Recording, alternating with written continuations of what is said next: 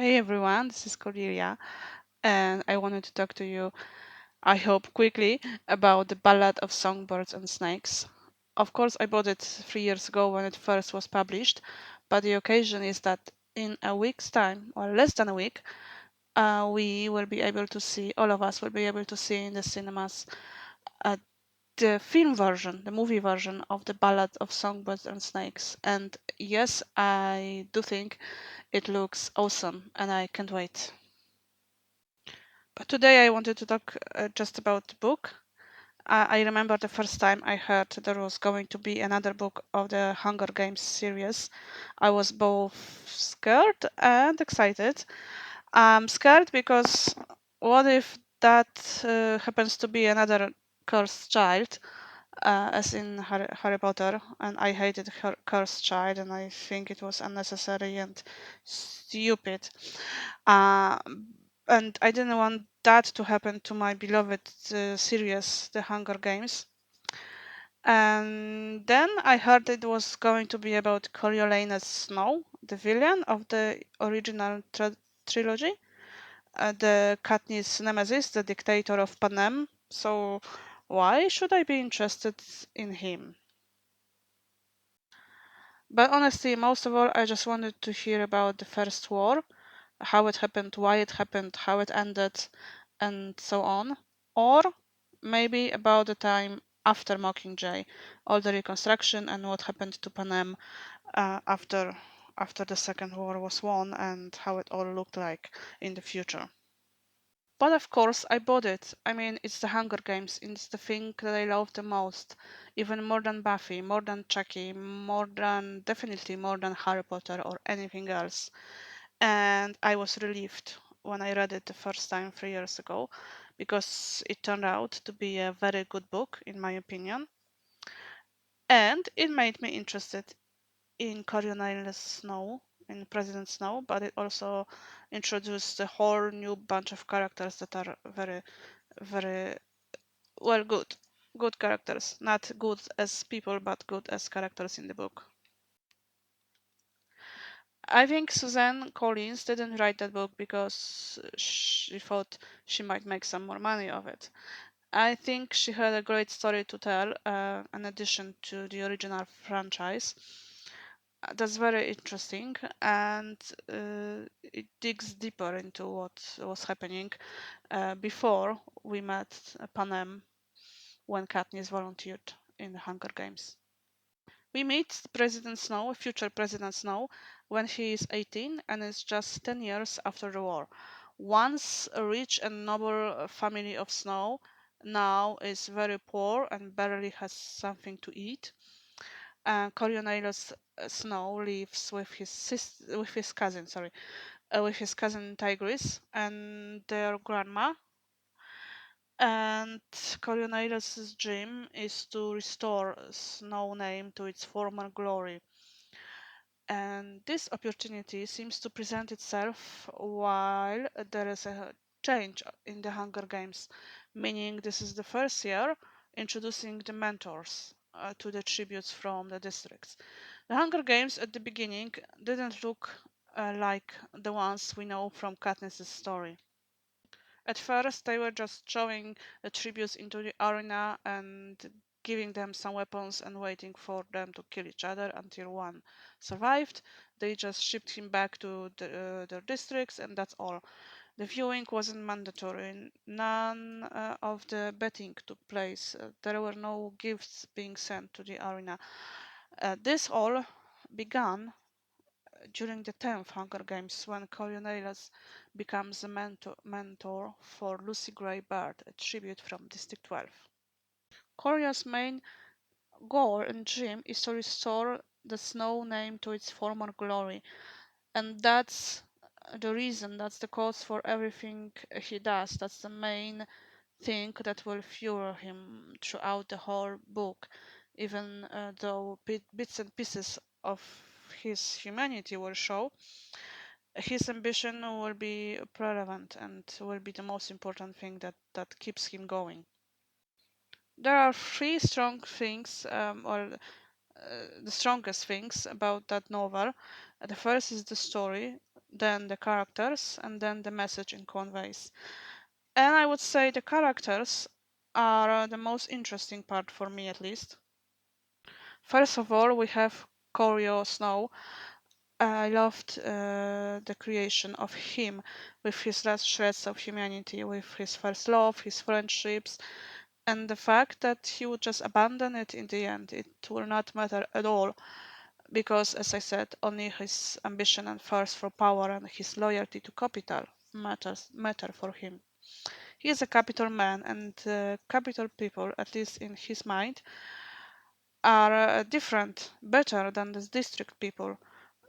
For a lot of capital people, those from districts are less than humans, a bit more than the animals, but much worse than the capital people.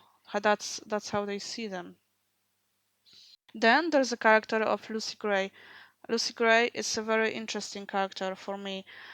She may be the best in the book, not because she's pure, but on the contrary, she's grey, like her name. I believe she is a good person, but she's also capable of being manipulative, selfish, and sometimes cold.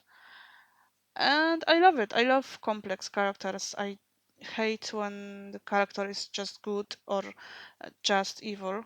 And uh, Lucy Gray is that. She's grey. She has colors, a lot of colors. She's also charismatic, energetic, colorful, and very very different person than Katniss.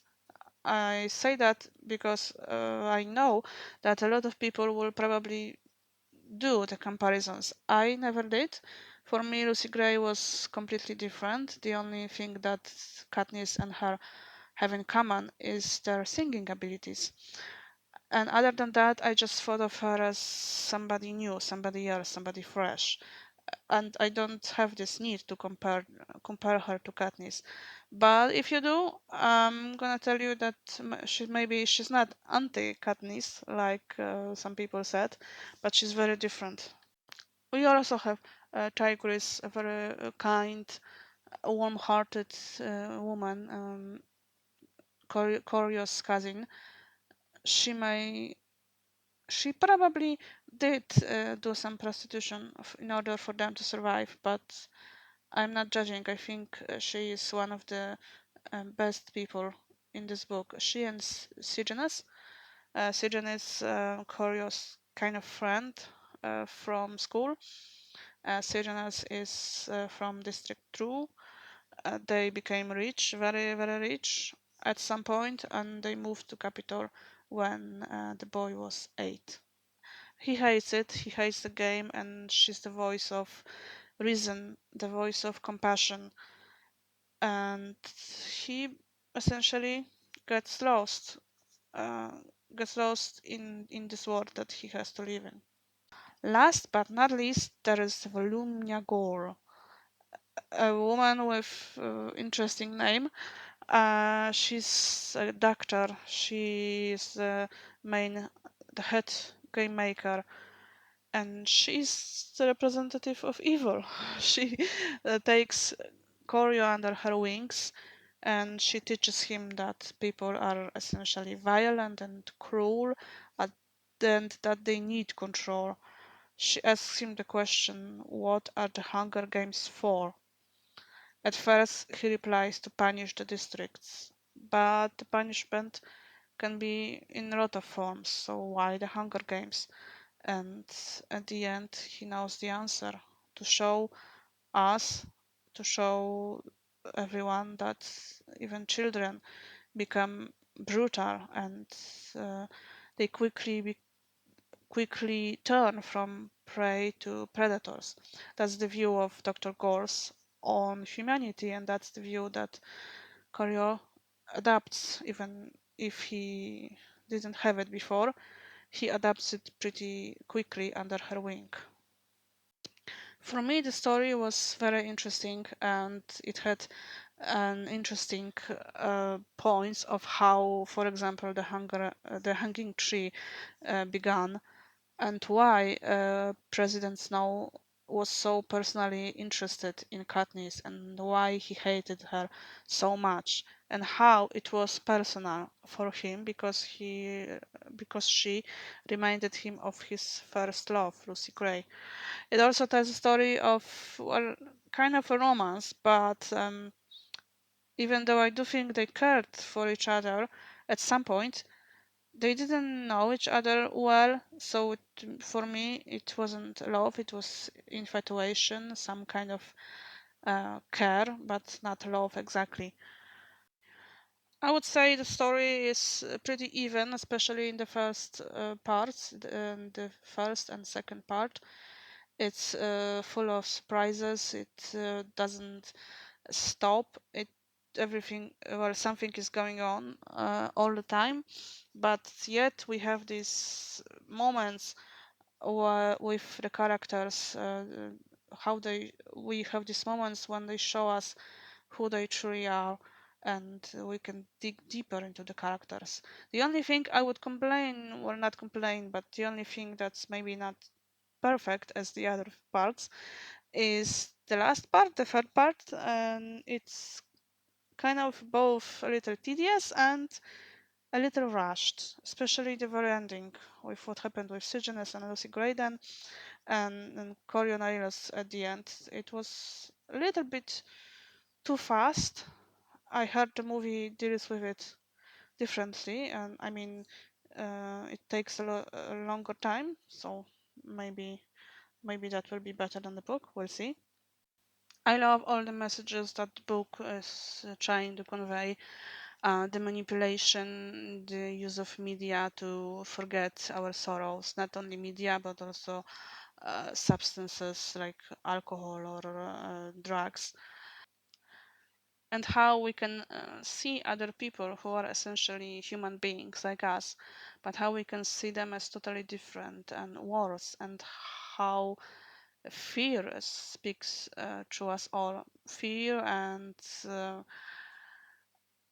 need for revenge, and how we can rationalize even murder when we don't see a person as being the same as us or our family or even neighbors.